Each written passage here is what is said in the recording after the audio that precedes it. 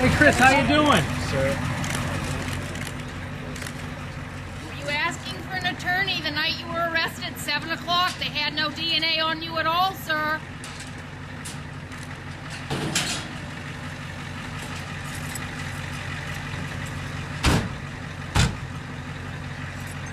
Howdy folks, Eric Williams from CapeCast here, wrapping up business at Barnstable Superior Court on day one of the Christopher McCowen hearing. We will be back Friday morning starting all again. We did not finish. Well, it was a day filled with things that make you go, who's telling the truth? Whose memory is better? What really happened? A sort of peculiar parade of watching the jurors come up one by one and testify to Judge Gary Nickerson about what went on in there, particularly around one episode that some jurors said did happen, where one of the jurors apparently referred to McCowen as a big black man inflicting bruises on Krista Worthington. But then the juror who allegedly said those remarks got up and testified that she didn't say them.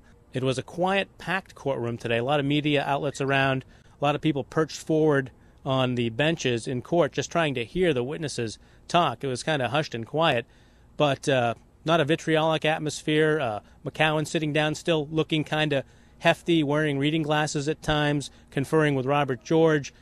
Judge Gary Nickerson did all of the questioning, occasionally conferring with District Attorney Michael O'Keefe and Defense Attorney Robert George, but he was running the show and he kept it quiet and smooth.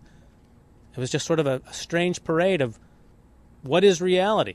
So I guess Judge Nickerson is going to try to sort it all out tomorrow. We'll be here. Hi, folks. Here's McCowen's defense attorney, Robert George, fielding questions from the press. We've asked the Commonwealth several times, asked Mr. O'Keefe several times for his response to the day's events. So far, he has declined comment. I don't believe any of the testimony is contradictory. I think it all supports.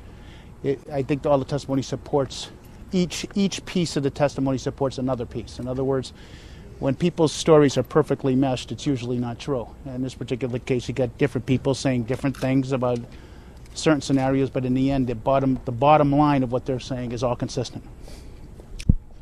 Is there enough here to merit a new trial? Yes, there is. But that's my opinion. My opinion is that McCowen's entitled to a new trial just on what we've heard here today. Don't juries get in a room and all sorts of things happen in that sausage machine of discussion? You know something? When you're on trial for your life, or when you're on trial for anything in a criminal court, you're entitled to a jury of your peers that's unprejudiced and unbiased. The testimony you heard today doesn't require a social scientist to tell you that it's biased. The statements that were made were biased statements. They were racially biased statements. Now, whether or not you think it undermined the verdict because you're predisposed or because you don't think that these are biased statements, it's for the individual person to say. But I think when you take it all in its whole, when you take everything you've heard here at a whole, you've got three jurors talking about three other jurors. You got 50% of the jury involved in what you've heard here today. One of the things that's been consistent during the testimony is you're hearing different people, some of whom are non-affiants, and some of them are people who've executed affidavits, all giving you bits and pieces of the same scene. And it's clear that it wasn't really that they were coming to blows, but there certainly was a very heated discussion on the issue of race at the blackboard when they were discussing forensics and not race.